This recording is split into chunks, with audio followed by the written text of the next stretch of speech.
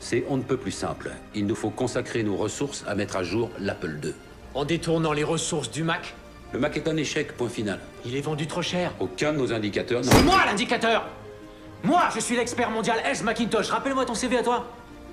Tu donnes des ordres contradictoires, tu es ingérable, tu rends la vie impossible à ton équipe, notre élite se fait débaucher par Sun, Dell ou HP, Wall Street ne sait plus qui est aux manettes, on s'est déprécié de centaines de millions de dollars, je suis PDG d'Apple, et toi tu me demandes mon CV. Mais avant, tu vendais de la flotte gazéifiée, c'est bien ça? Moi, j'étais dans mon putain de garage, avec Wozniak, à inventer l'avenir, parce que l'artiste ouvre la voie, alors que le tâcheron cherche l'approbation. Ok, bien. Ce garçon est hors contrôle. Je veux bien vous donner ma démission séance tenante, mais si vous voulez que je reste, ce sera sans lui. Donnez-lui son parachute. Assurément, tu avais déjà entendu parler de lui.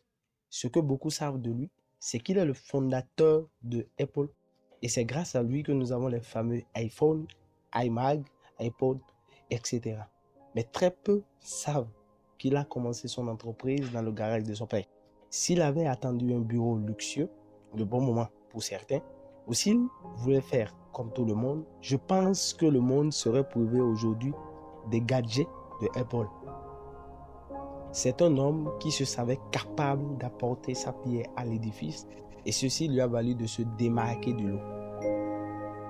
La chose que je dirais est que quand vous grandissez, vous avez tendance à vous faire dire que le monde est comme il est et que votre vie est simplement de vivre votre vie à l'intérieur de ce monde sans essayer d'en faire trop, essayant d'avoir une belle vie de famille, de s'amuser, d'économiser un peu d'argent.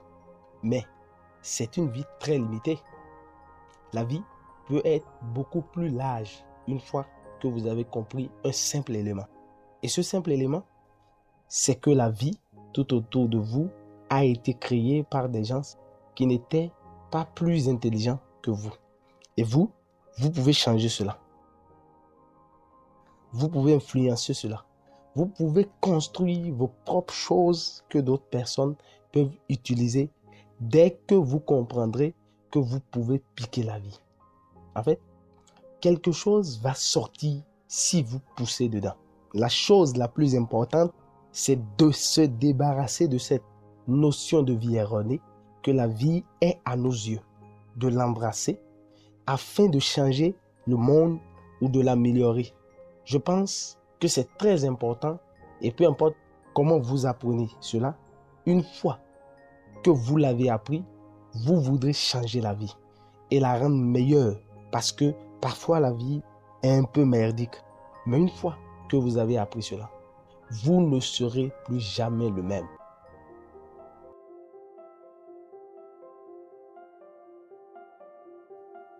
Tu vois, un discours qui est assez simple mais très riche. Tous, autant que nous sommes sur la terre, nous sommes suffisamment différents les uns des autres. Nous le sommes parce que notre concepteur est le premier de tous ceux qui aiment la diversité. Étant unique en son genre, il nous a fait chacun unique en notre genre. Cette unicité nous rend chacun capable de pouvoir contribuer à la réalisation d'un des desseins de créateur sur la terre. Une fois que vous avez pris conscience de cela, vous ne pouvez plus jamais être le même. Il arrive que face à une personne qui a accompli de grandes choses, qui a fait des exploits, on se sent tout petit et on commence par douter de notre potentiel. Et d'un autre côté, il nous arrive de nous comparer à des personnes moins bonnes que nous. Et là, notre égoïsme prend le dessus. On commence alors par se dire qu'on a déjà trop fait. Et là, on risque également gros. On risque de ne pas atteindre l'objectif, la mission unique que Dieu nous a confiée. Nous pouvons juste dire alors que ces comparaisons ne sont pas raison parce qu'elles sont là juste pour nous détourner de la vérité. Chacun de nous avons une particularité. Et c'est cela qui fait de nous des personnes uniques pour une mission unique, des personnes uniques pour un chemin autre. Et si nous commençons par comparer notre chemin à celui des autres, on va juste se tuer à petit feu. Nous sommes autres, raison pour laquelle il n'y a personne qui ait les mêmes empreintes digitales que toi. J'ai même appris récemment que nous sommes tous dotés d'une empreinte cérébrale unique, ce qui fait que nous avons tous un esprit différent selon le désir du créateur. Pareil donc à un chef d'entreprise qui emploie un personnel qualifié pour la gestion de chacun des aspects de son entreprise. Dieu a fait de toi un de ses nombreux fonctionnaires sur la terre. Il a beaucoup investi en toi en te rendant complètement différent des autres. Et toute cette différence qui fait sa force à travers toi, il te l'a accordé pour que tu exerces une tâche particulière à son service. C'est ce que j'appelle ta raison de vie ou la raison de ton existence. Donc on l'appelle destinée. Cette raison de vie, cette destinée, toi seul et personne d'autre que toi peut et doit l'accomplir. Toi seul as le potentiel et le bagage parfait pour porter cette vision de Dieu. Ainsi, sur la terre, autant d'humains il y a, autant de différences il y a, et autant de différents potentiels il y a, autant de missions spécifiques qui ne sauraient être semblables il y a. Toi seul et personne d'autre ne peut être toi, ni même essayer de remplir ta mission spécifique.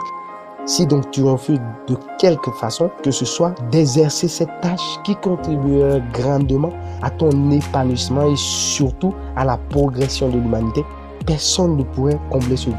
Tu laisserais une profonde lacune impossible à combler par qui que ce soit. C'est une grosse erreur que de penser que même sans ta contribution, Dieu saurait se débrouiller tout seul. Il peut toutefois trouver certaines alternatives, mais ce sera trop lui demander puisqu'il devra puiser dans sa souveraineté pour équiper quelqu'un d'autre. La vérité, c'est que toi seul et personne d'autre peut le faire. Quand même, tu renonces, Dieu le fera par quelqu'un d'autre, mais toi, tu auras de compte à lui rendre. Refuse d'être rejeté par Dieu au jour du jugement en te mettant à son service par la réalisation du projet qu'il a fait monter dans ton cœur. Veux-tu être à l'image de Jésus-Christ le premier, voire l'unique homme à avoir fait quelque chose d'unique sur la terre? Maintenant, je voudrais que tu écrives en commentaire « Je suis différent ». Et parce que tu es différent, tu vas passer à l'action pour apporter ta contribution au royaume auquel tu appartiens. Il n'y a que toi pour le faire. Il n'y a que toi.